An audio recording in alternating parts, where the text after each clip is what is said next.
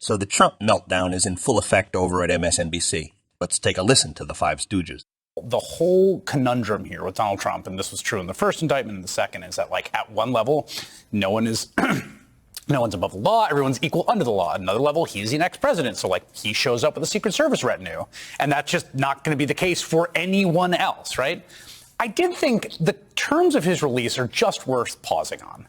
Reality Winner was a 28-year-old security contractor who wanted to basically alert journalists to the fact that Russia had indeed criminally meddled in the 2016 election. She printed out one document and she mailed it to an outlet. The FBI showed up at her house and she was detained for every day after they came to that house until she got out of prison for 4 years.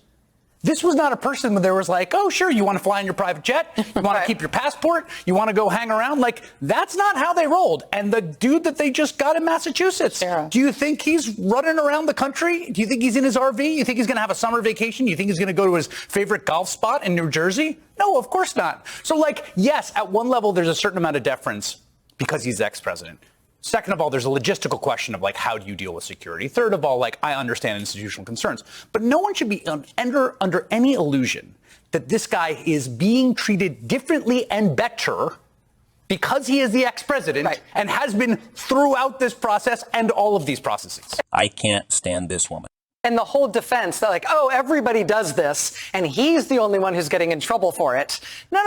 Opposite of the absolute truth. But can I just say that after he left, he goes right to Versailles, which everybody who's worked in campaigns that have touched Florida in any way know that is where you go, because that's the heartbeat of the Cuban-American exile community. It's a very deeply red Republican part of Miami, and Miami-Dade is pretty much all red now.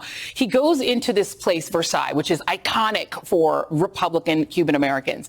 The Versailles crowd, I'm just going to read from the Miami Herald. The Versailles crowd enthusiastically agreed with Trump's assessment of the legal system.